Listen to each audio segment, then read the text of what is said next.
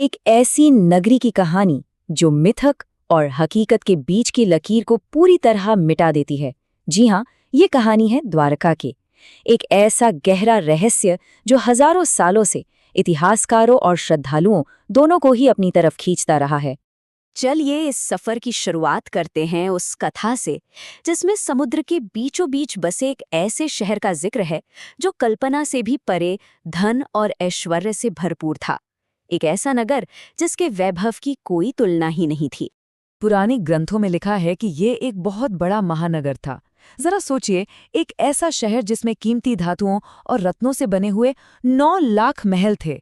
ये सिर्फ एक नंबर नहीं है, बल्कि उस युग की समृद्धि का एक जीता जागता सबूत है। और बस यहीं से वो सबसे बड़ा सवाल खड़ा होता है जिसकी पड़ताल हम करने वाले हैं।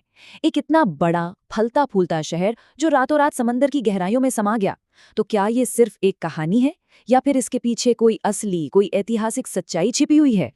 तो सबसे पहले द्वारका के बनने और फिर उसके विनाश की उस पौराणिक कहानी को समझते हैं जो महाभारत जैसे हमारे महाकाव्यों में दर्ज है। देखिए, द्वारका सिर्फ एक शहर नहीं था, बल्कि उस दौर की इंजीनियरिंग का एक अजूबा था। एक ऐसा सुनियोजित नगर जिसमें एडवांस्ड पोर्ट थे, चौड़ी चौड़ी सड़कें थीं और बेहतरीन सिंचाई का सिस्टम भी मौजूद था। लेकिन इस सुनहरी नगरी का पतन 2 शक्तिशाली श्रापों की वजह से पहले ही तय हो चुका था। इन्हीं श्रापों ने उस विनाश की नींव रखी जिसने आखिरकार पूरे यदुवंश और उनकी इस महान नगरी की किस्मत लिख दी। और फिर भगवान कृष्ण के देहत्याग के ठीक बाद कथा का अंत होता है। समुद्र ने उस शहर को वापस अपनी गहराइयों में ले लिया। द्वारका दुनिया के नक्शे से हमेशा हमेशा के लिए गायब हो गई और उसकी कहानी सिर्फ धर्म ग्रंथों और लोगों की यादों में जिंदा रह गई। तो अब हम कहानी से हकीकत की तरफ बढ़ते हैं। चलिए देखते हैं कि कैसे इस पुरानी कथा ने 20वीं सदी में एक मॉडर्न आर्कियोलॉजिकल खोज को जन्म दिया। एक ऐसी खोज जिसने सबको हैरान कर दिया। देखिए, ये खोज कोई एक दिन में नहीं हुई, बल्कि ये कई दशकों तक मिले दिलचस्प सुरागों का एक लंबा सिलसिला था। मछुआरों की कहानियों से लेकर शुरुआती खुदाई में मिले सबूतों तक, हर एक कड़ी इस रहस्य को और भी गहरा बनाती जा रही थी। इस पूरी जांच को असली रफ्तार तब मिली जब एक बेहद दृढ़ निश्चयी पुरातत्वविद डॉक्टर S.R. राव ने इस मिशन की कमान अपने हाथों में ली। उन्होंने इसे सिर्फ एक खोज नहीं, बल्कि अपना जुनून बना लिया। डॉक्टर राव का एक सीधा सा विश्वास था कि हमारे प्राचीन ग्रंथ केवल कहानियां नहीं हैं, बल्कि ये ऐतिहासिक दस्तावेज हैं जिनमें असल जानकारी छुपी है। और इसी विश्वास ने उनके पूरे मिशन को एक नई दिशा और ऊर्जा दी। पर यह खोज चुनौतियों से भरी हुई थी। वैज्ञानिक समुदाय को ही इस पर शक था।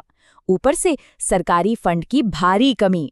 आप यकीन नहीं करेंगे, डॉक्टर राव ने ये विशाल मिशन सिर्फ 800 रुपए के बजट से शुरू किया था। उस वक्त न तो सोनार जैसी कोई एडवांस तकनीक थी, न ही अंडर वाटर रोबोट। फिर भी उन्होंने भारत की पहली मल्टीडिसिप्लिनरी टीम बनाई और लगभग 1 दशक में 12 बेहद मुश्किल अंडर वाटर अभियान पूरे किए। इन सारी मुश्किलों के बावजूद राव की टीम ने जो खोज निकाला वो सच में हैरान करने वाला था। उन्हें एक पूरी की पूरी डूबी हुई बस्ती के पक्के सबूत मिले। एक 560 मीटर लंबी शहर की दीवार, पत्थर के खंभे और ऐसे खास लंगर जो एक एक्टिव बंदरगाह होने की गवाही दे रहे थे। लेकिन इन सब खोजों में जो सबसे चौंकाने वाली बात सामने आई, वो थी एक ऐसी कलाकृति जिसकी कार्बन डेटिंग से पता चला कि वो 9000 साल पुरानी है। ये एक असाधारण खोज थी, क्योंकि ये उस इलाके में सभ्यता के इतिहास को हड़प्पा सभ्यता से भी हजारों साल पीछे ले जाती है। तो जब एक प्राचीन शहर के सबूत मिल गए, तो अगला बड़ा सवाल ये था कि आखिर ये शहर डूबा कैसे? क्या ये सच में कोई दैवीय घटना थी या फिर इसके पीछे कोई वैज्ञानिक कारण था? फिर आई 21वीं सदी और अपने साथ लाई नई तकनीक। एडवांस सोनार मैपिंग की मदद से वैज्ञानिकों ने पहली बार पानी के नीचे उस जगह का एक डिजिटल नक्शा तैयार किया जहां कभी द्वारका मौजूद हुआ करती थी। अब इससे द्वारका के विनाश को लेकर 2 थ्योरी सामने आती हैं।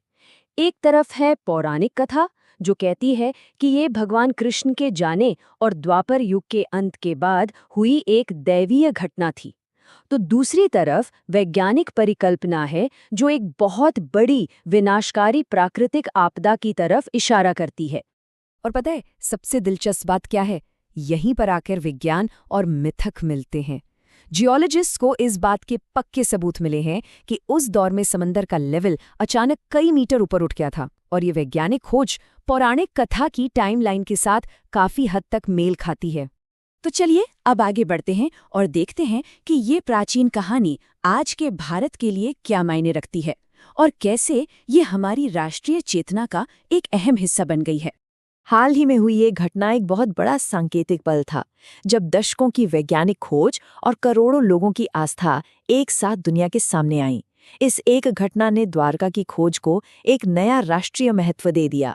तो इस तरह आज द्वारका 2 रूपों में मौजूद है। एक तो जमीन पर एक पवित्र जीता जागता शहर, और दूसरा समंदर की लहरों के नीचे एक गहरा ऐतिहासिक रहस्य, एक ऐसा बिंदु जहां आस्था और विज्ञान एक दूसरे से मिलते हैं।